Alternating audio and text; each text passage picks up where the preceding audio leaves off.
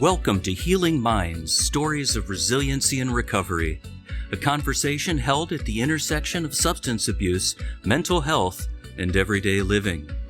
Your hosts, Marc Regala and Justin Wolf, bring both professional expertise and personal understanding to the table. So welcome to the conversation. Let's dive in. Hi, everybody, and welcome back to another episode of Healing Minds, Stories of Recovery and Resiliency. I'm your host, Justin Wolf, joined by my co-host, as always, Marc Regala. Happy to have you here with us today. Marc, how are you doing today, big guy? Ho, ho, ho. Oh, look December at you, your Santa 15th, beard. Christmas is around the corner. Were you a good boy this year? Oh, Marc, you can't talk dirty to me on a podcast. God. This is why Marc's not allowed at the mall by himself. The question was just answered. You're getting cold. Oh, I had to have a sip of my coffee there to collect myself. You made me so unnerved. But in all seriousness, Christmas is around the corner. Holidays are here. A couple weeks past Thanksgiving. We're kind of in the mix of things right now. Got New Year's around the corner as well. Busy time of the year, stressful time of the year, emotional time of the year, and I know that's what we're going to be talking about today. Absolutely. I mean, you're kind of highlighting it where it's like, hey, all these things kind of going on makes it real easy to become overwhelmed by everything holiday related. You know, and I think that's where when we look at the holidays and what comes with it and what this entails, especially like when things in life aren't going the way that we might hope that they would go, or we feel like we're caught in life on this losing streak where things just, no matter how hard we try, no matter what it feels like we are doing, it just isn't changing, altering, or kind of creating what we would hope life would be looking like. So this can be really overwhelming, right? Isolating, and primarily really triggering for individuals' mental health or cravings to want to return to use just because of just how emotionally overwhelming this becomes. And I think that's where we kind of look at this. And then I know we've been talking about like the holiday season, the weather changing, it getting darker out earlier. A lot of those resources or supports that people would find in the outdoors really start to get more limited because of the seasons changing. This is why it's just been so important to keep talking about the holidays, managing the loneliness that comes with the holidays for many individuals. And also knowing that sometimes just the seasons in of itself trigger an intensification of these symptoms that we experience, and how we can kind of move forward and really kind of continue to walk down that path of recovery and not let this kind of derail us or get us off track. I say that, and immediately in my head, the first thing that pops in my mind is like, hey, just like if we're walking down a track and we're going through like the woods and we're on a trail that we know, and sometimes you kind of get off that trail, you might get lost. We can do the same thing with our recovery and our mental health. And the important thing is to remember, like, hey, I'm not just going to kind of like throw in the towel, just kind of set up shop and become like this person now living in the woods. And wow, this hermit lifestyle sounds so enticing. No, I'm going to figure out, how did I get here? And what are those steps? What are those actions I can take to kind of get myself back on that path so I can continue to move in the direction I had intended to set out to do? And so that's where I think when we talk about this being really difficult, really overwhelming, and just an overall challenging time of year, it's also important to remember, hey, our track record for getting through really difficult days is at 100%. Those days and those emotions and those feelings that felt like they were never going to pass, that this was going to persist forever, we have found ways to kind of move forward in our life and not stay trapped or stuck in that spot. And so I know we'll kind of talk about what makes the holidays difficult, this time of the year challenging, as well as some strategies and some ways to really support one's own recovery, one's relationships, and one's sense of self during this time. And so I guess I just want to kind of open up and just kind of get your thoughts, Marc, before we kind of dive into this and kind of see, hey, what are your thoughts about what do you think makes this time of year so emotionally difficult for individuals? I mean, there's a lot of factors, and some of it I can relate to personally, some of it I cannot relate to it, but Obviously you got memories of past relatives that are no longer with us, whether it be grandparents or parents or other loved ones or what have you. You got a lot of people out there that have gone through a breakup or a divorce or what have you, with the divorce rate in this country being 52%. Sometimes the emotions can get the best of you. If you're married for a stretch of time, like I was married for 25 years, and now, no longer married. And those first couple Christmases were kind of difficult to get through, but now, this is going to be my eighth Christmas, since my wife filed for divorce. You got strained relationships with various relatives, whether it's a sister or a brother, or maybe there's a strained relationship with a parent.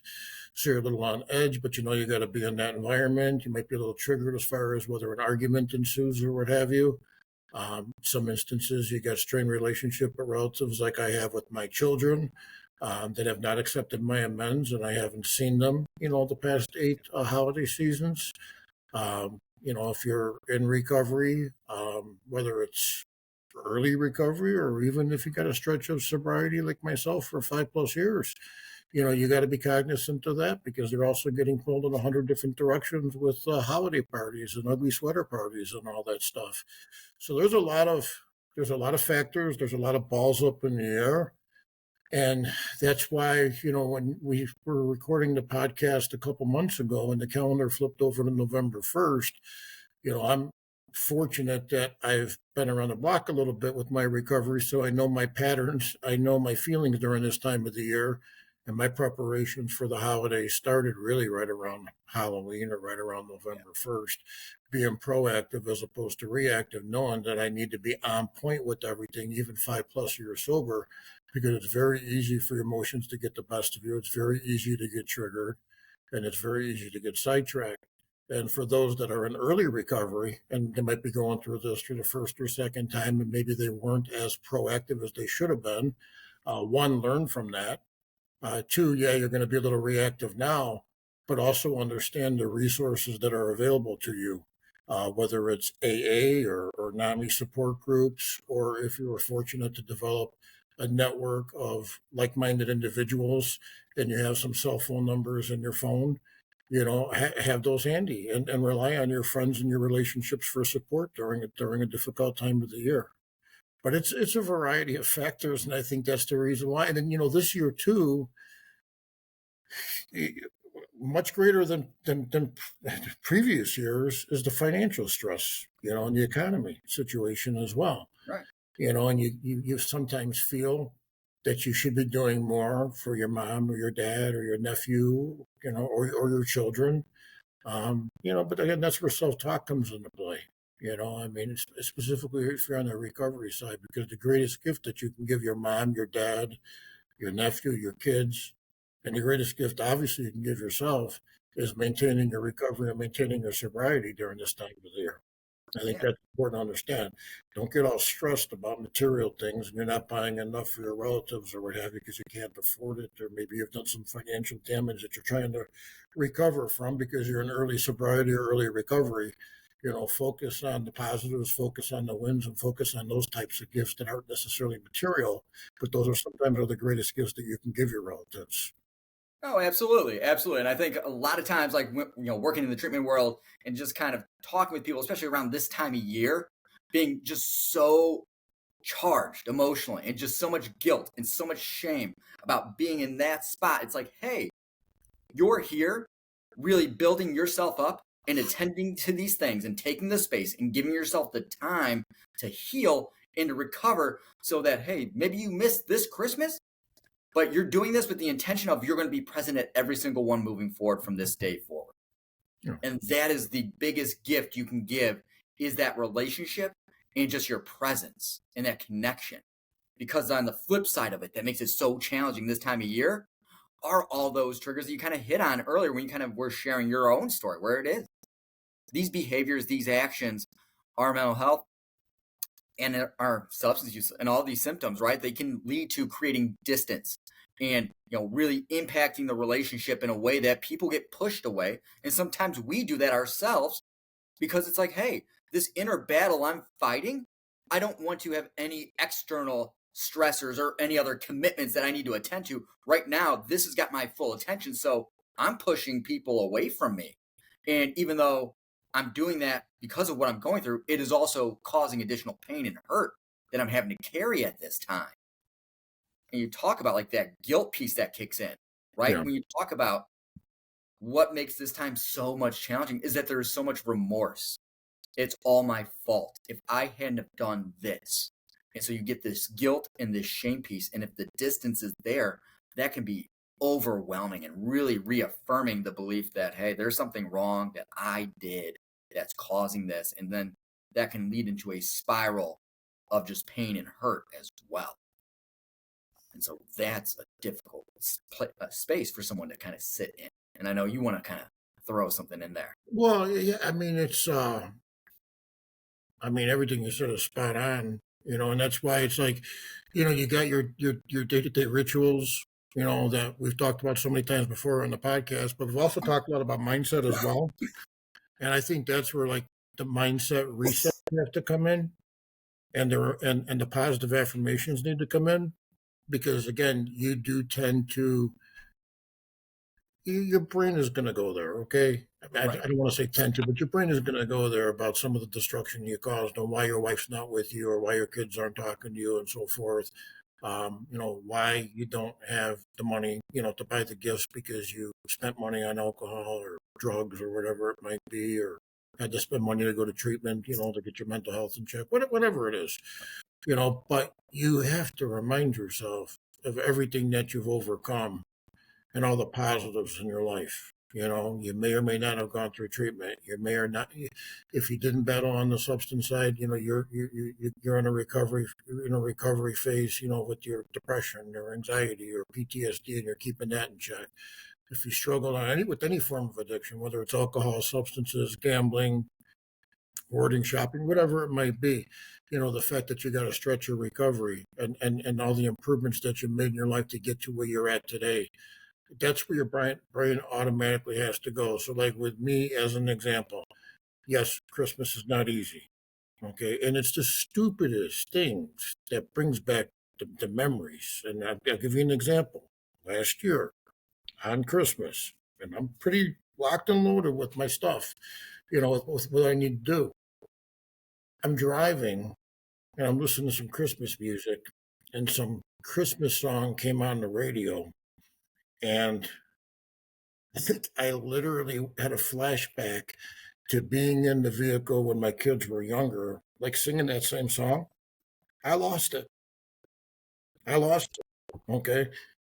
I called up a buddy. I mean, I got a whole list of people from NAMI, from AA, from like-minded people that are in recovery, sobriety, and I called up an individual that I know has some experience going through the same situation. And I talked to him for the last 15, 20 minutes of the car ride. So even being, at that time, 4.5 years sober, okay, sometimes just a song brings back those memories. That's what I'm saying. You got to be on point. And, and then, what? The mindset, the reset, because, yeah, I mean, I remember thinking to myself through that conversation with that individual, I mean, it sucks. And yeah, my kids are part of my life right now and all that stuff. But then you got to remind yourself, okay, well, you had your kids for 20 something Christmases. You were married for, 25 years. You were around there for a lot of those memories. I mean, that's a positive. There's not a lot of people. There's people that can't say that, and, I try to think of all the good Christmases that I had with them. And, I got to remind myself that if I keep doing what I'm doing and I keep moving forward, you got to have faith that eventually those relationships are going to be rekindled. So right away, my brain had to friggin' reset and focus on those positives. But for that moment, when that song came on the radio, I'll be the first to, I lost it. I got emotional. Absolutely. No, it makes sense because it's like, hey, like our brain does this thing where it makes associations. And anything like, hey, like that memory is really powerful. And that was an important time that you had. So it makes sense. You hear this song and immediately you're cute. Yeah. And I think that's part of the challenge, right? Because there's the smells associated with the holiday. There's these holiday traditions that come up this time of year. It's going to the mall and seeing Santa and thinking, oh my God, because of what's happened and transpired, like I don't have that opportunity now. Yeah. And getting stuck there and feeling left out, or just having these painful thoughts and images and experiences reemerge can really, set us off course. So the fact that, hey, you were in a place where it's like, I can feel the emotion that's coming up with it, which is, it's valid. It makes sense. And attending to it, really managing and acknowledging, what am I doing? And how do I now in this space create a connection with another person that's going to help support me through this time? And I think that's like one of the most powerful things we can kind of do during this holiday season is that, hey, this season doesn't have to be perfect, and that's okay. Absolutely. It's how do I take care of myself so that I can show up how I want to be showing up. When I fall down, how do I take care of myself so I can kind of support myself in getting back up? And that is where that power of connection really comes in and helps reconnect with those daily routines and rituals that we're attending to. Talk about the stress, not get stuck in it, but have a space to kind of allow somebody else to support us through it so that we don't have to kind of carry this weight alone. Because if we have to carry this alone, it is going to break us. And I think that's where it's so powerful with these communities and just these connections that we can utilize to really support ourselves during this time. Yeah, it's like, did you mention smells? Smells, yeah. Yeah. That's I know what another happens one. when you No, smell that gingerbread cookie monster, you go crazy. no, that's another one too. Like with me, like all my grandparents have passed away, and my mom's mom, was 100% Italian, and that was her big thing in the kitchen. And my mom, tries to mirror some of the things that my grandma made, over the holidays. And that's the thing. Like when I walk into my parents' house and I smell the food that my mom makes, that brings me right back to those days at my grandparents' house on the south side of Chicago by Midway Airport, and all those memories coming back when I was younger. Yeah. It's just the weirdest things that triggers the brain. Smells, songs, right? A little ritual when you're passing out the gifts. And that's why it's so important to be on point with this stuff and know what you have to do and have a strategy if you get triggered or you get an urge or whatever it might be.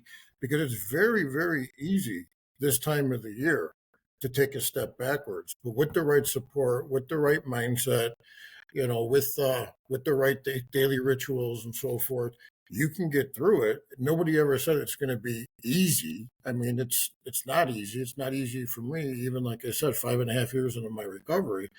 But at the same time, it becomes easier. Yeah. And you're going to know what you need to do because now you're a veteran, if you will, and you know that a certain smell. But that song last year, man, I haven't heard it in a while, and it just kind of hit me.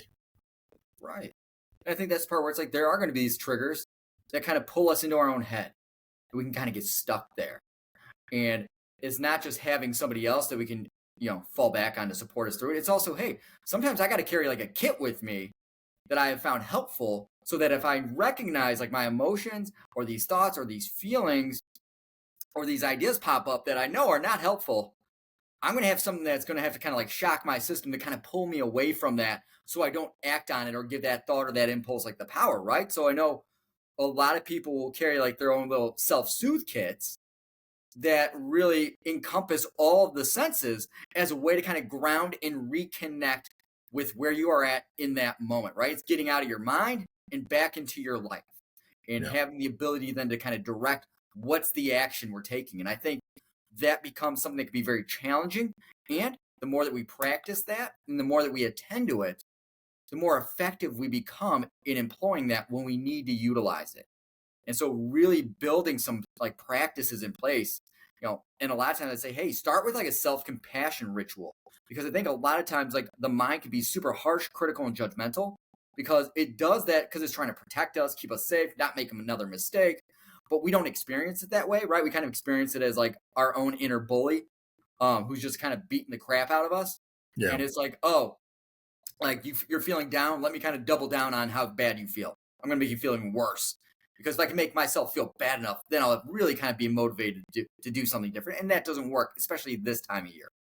So really doing the opposite and kind of building this self-compassion ritual, whether it's, guided imagery, writing yourself, like you mentioned earlier, Mark, like some affirmations, like kind of building and developing a mantra, putting it on lock screen of your phone so that you always have it there as a reminder, something that always kind of makes contact with you.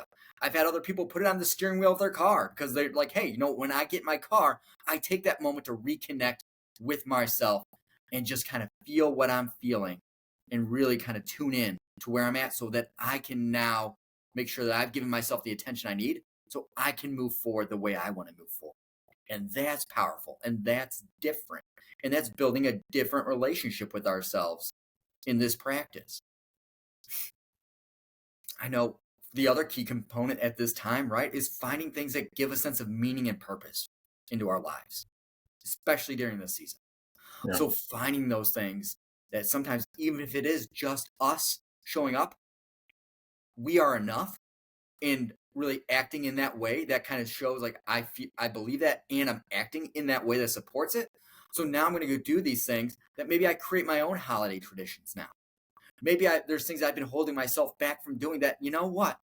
I've always wanted to do this, so I'm going to go and I'm going to kind of do X, Y, or Z. I'm going to go to the mall and I'll stand next to Santa. I'm a little old to sit on his lap, so I just want to make sure that I get to create this new tradition for myself. Or just saying, hey, I'm going to find a place to volunteer and give back because that's going to really help me feel like I have a sense of purpose and that I'm making a direct positive impact on another person's life. Because I will tell you, Mark, and I'm sure you'd say the same thing, man. I've never seen anybody go and help another person and then feel worse about themselves. But that's what I was going to tell you too. I mean, I was actually going to bring that up. You beat me to it, which is great. I stole your thunder. My bad. No. You know this, but I do schedule a little more hospital speaking engagements in the month of December. And this year with the new crisis department being opened up, September 1st in DuPage County, I'm picking up some extra shifts there, the second half of December as well. I mean, I just think it's a great way to give back. People are struggling right now on the mental health. You go visit the patients in the hospital, they're in psychiatric care or going through detox or whatever it might be. And, they're in the hospital. They need some hope. They need some inspiration. They need somebody to visit them, and I've done that before. I remember I spoke at Good Samaritan on New Year's Eve one year at 8 o'clock at night. And I mean, just to see the looks on people's faces, to know that somebody came in from the outside just to share their story and provide hope and inspiration, that made me feel so good on the inside. And that's just what I like doing. Yeah. But I think individuals out there that are listening to us got to figure out like what their purpose and their passion is and what they love to do. I mean, it could be walking dogs at an animal shelter. It could be volunteering at church. It could be volunteering at a food pantry. It could be cooking for some type of home or some type of senior center where they're trying to serve dinner to hundreds of patients or whatever. I mean, whatever brings joy to your heart, whatever makes you feel good, I would highly suggest getting involved in doing that, as opposed to isolating during the holiday season and feelings of loneliness or what have you. It's exactly what you said. I mean, nobody's going to feel worse after they gave back, and it really does bring great joy to my heart doing that during this time of the year. Absolutely, because I mean, you're getting ahead of it. You got a plan, like just like the example you share there. It's in my head. I'm like, man, you're getting ahead of it, right? You're kind of recognizing what I can do to kind of make sure I'm taking care of myself. And just like when we go into any kind of like social situation, because I think sometimes there's a lot of fear and anxiety about going to places and participating in activities where there could be, alcohol or drugs present that could really set us up and kind of derail the progress that we've made. Yeah. And I think having a plan going into these settings is critical. I know I've talked to a lot of people close to me, people that I've worked with, right, who talk about just wanting to have a plan going in, right? Being prepared and accounting for, what if this happens? If this comes up, what am I going to do? And so it's one of the first things that a lot of people will talk about, right, is feeling uncomfortable while everybody else around them is drinking and they got nothing in their hand. And so having something in your hand to drink is a really helpful thing, and making sure that you're bringing your own, your own choices is really useful. So like bringing those NA beers that are like, 0%, or just bringing a sparkling water, something that you like to drink. I know, Mark, you're a big fan of Mio. So, I mean, you get after it with your Mio. Oh, Yes. yeah. Yeah. So the only difference is I'll be pouring it in the glass. Right. And also like going in there knowing, okay, most people are going to offer you a drink. What's your script? What do you say? How do you respond? And while saying no and setting your own boundary, not feeling guilty over doing it. And I'd even take it a step further and actually take the guilt out of it and actually insert like a sense of pride. The fact that you're doing something completely different than you've done before, which is a total affirmation that, look, I'm getting some evidence that shows I can do this and I can manage this. Is it uncomfortable? Absolutely. And I'm still following through and getting this done. Yeah. And if it gets to the point where it's overwhelming and you're like internally these alarms and these buzzers are going off saying, get out, get out, get out. Well, hey, I'm going to treat myself with respect and support myself, knowing that these are signs that I might need to exit out of here. So I'm going to be okay calling it an early night, knowing that I did show up. I did participate the way I hoped to participate. And now my internal alarm system's going off telling me it's time to exit. So I'm going to, say goodbye, or, say, I just got to take off. I'll let my friends know and I'll message them afterwards. But having that plan going in and making sure that you're protecting and supporting your boundaries is of the utmost importance in these types of settings and situations. Yeah, 100%. And then the other thing too is don't be afraid to try new things, because I know, like specifically in the AA world, they got a lot of events, during the holiday time, that obviously is not non-alcohol fun. And again, you're building new relationships with like-minded people that got lifestyles that you aspire to long term, and you might build some relationships there as well. Don't be afraid to try that stuff. Or, church. I mean, I know that at least with my church, there's a few church functions during the holiday season that are non-alcoholic as well. So, and then, if you got to be around it, well, not if you have to be around it, if you choose to be around it, because you don't have to be anywhere. Okay. Everything that you said, I think, makes perfect sense. As far as having the exit strategy, the water with Mio thing, I just got tired of answering the question early on about how come I'm not drinking. Yeah. And it just took that question away. Now I graduated from getting tired of answering that question to responding kind of with a sarcastic remark, to now it's at the point where I'm just so open, honest, and transparent and do so much work in the recovery world that people know better to even ask me that question because they all know my story. Yeah. But it took 5 years to get here. Right. No. And as you're talking about all this too, like I'm just thinking in my head, like, going to these situations, going to these, these get-togethers, being in these social settings. I think one of the things we didn't mention earlier that I think is really important to highlight too is just, drive yourself. Give yourself your own out. That way you got a car. You're not relying upon somebody else that you get together with, right? 100%. Make sure you got that exit strategy. Like you always say, know where the bathroom is. Yep.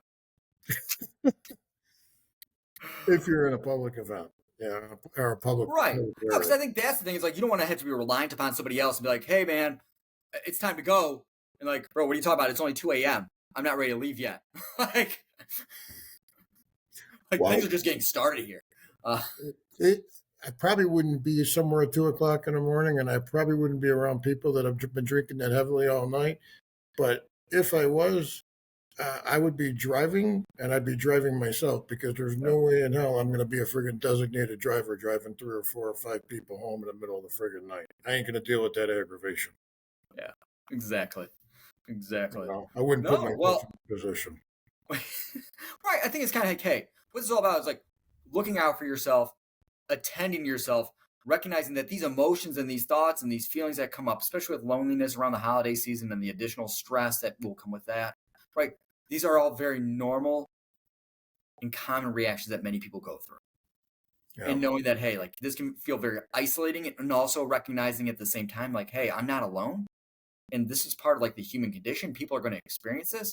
You know that I'm experiencing this. What's going to be really important for me to make sure that I am doing to support myself while also not carrying the guilt or the shame of reaching out and connecting with other people to gather that support, because that's important. And actually talking about it, acknowledging it, taking that step in employing these self-care rituals is a sign of strength. And it's a testament to just, hey, I care about the outcome of my own story, as opposed to just going through the motions of life and saying, you know what, whatever happens, happens. It's like, no, I'm going to do things to really try and set myself up to get more of what I want and put more of myself out there the way that I hope to be putting myself out there. Okay. So I think, Marc, anything else, like as we're kind of wrapping up here and closing, that you'd like to kind of... No, we touched base on a lot. And I'm sure we're probably going to touch base a little bit more about this topic at the end of the month going into New Year's. At least a little bit, probably. Most likely, right? Yep. That time of the year. New year, new you, Marc. We hit we hit on a lot of information here, but it's all important information with the timing of the season. I think it's valuable information. I hope that the listeners and the viewers take it to heart, learn from our experiences, and I hope everybody has a Merry Christmas for sure. Absolutely. We have a great holiday season. These episodes air on the 1st and the 15th, so feel free to check us out. If there's topics or questions that you have for us, feel free to message us. We always respond. We are happy to take feedback or any suggestions, answer any questions. And as always, thank you for tuning in, and we will catch everybody on the next episode. Thanks for joining us today on Healing Minds, Stories of Resiliency and Recovery. If you're on the journey to find guidance and insights, subscribe now wherever you find your podcasts. Healing Minds, Stories of Resiliency and Recovery is an educational resource, not a substitute for medical or therapeutic advice. The opinions expressed by the hosts and their guests are not necessarily those of NAMI DuPage. Go to namidupage.org/podcast for links to past episodes, show notes, and to submit a question or topic ideas for a future episode. Until next time, be well.